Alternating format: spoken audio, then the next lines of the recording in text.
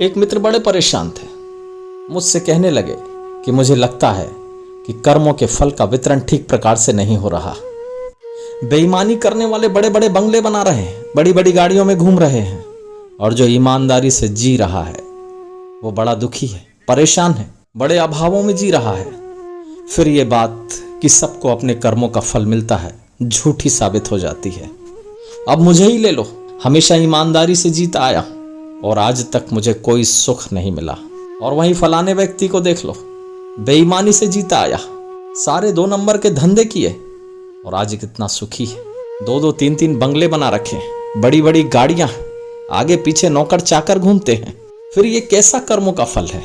मैंने अपने मित्र को समझाया कि तुमने भले ही बेईमानी ना की हो, पर तुम जीवन भर यह हिसाब किताब करते रहे कि किसने कितनी बेईमानी की और उससे उसका कितना लाभ हुआ। तुम्हारे दुख का सारा केंद्र दूसरों के सुख पर निर्भर है। वो बेईमान था, उसने बेईमानी की, और ईमानदार तो तुम भी नहीं थे।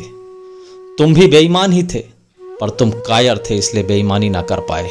बदले में तुमने वो सारे सुख अपनी ईमानदारी से चाहे जो एक बेईमान को उसकी बेईमानी से मिलते हैं। ईमानदार व्यक्ति कभी ये गिनती नहीं करता कि किसी दूसरे व्यक्ति ने बेईमानी से क्या कमाया। यदि तुम सच में ईमानदार हो तो 2 कौड़ी की हैं वो बंगले, 2 कौड़ी की हैं वो गाड़ियां जो किसी ने बेईमानी से कमाई हो। वो अगर तुम्हें मिल भी जाए तो तुम्हें उसमें बिल्कुल भी सुख ना मिलेगा, बिल्कुल भी आनंद ना आएगा।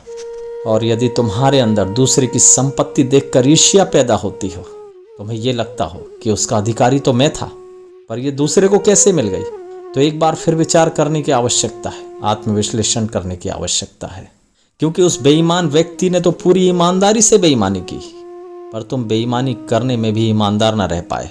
तुम अंदर से तो बेईमान ही थे, तुम्हारे विचार बेईमानी की तरफ ही थे, पर तुमने खुद को ऊपर से ईमानदार बनाए रखा। और उस ईमानदारी की बड़ी कीमत भी चाहिए, और वो कीमत जब ना मिली तो बड़े दुखी हो गए, ईमानदारी को कोसने लगे। यही दर्शाता है कि तुम सबसे बड़े बेईमान हो। और जब भी तुम कोई ऐसा व्यक्ति देखो जिसके जीवन में दुख स्थायी ना हो, अभाव जिसके सुख में बाधा ना बन पाए, वो सदैव नाचता और झूमता ही दिखाई देगा, हंसता हुआ ही दिखाई देगा। वो व्यक्ति ईमानदार है अपने प्रति, अपने जीवन के प्रति, उस परमात्मा के प्रति। वो हमेशा कृतज्ञता के भाव से भरा हुआ दिखेगा। तो समझ लेना कि वही व्यक्ति ईमानदार है।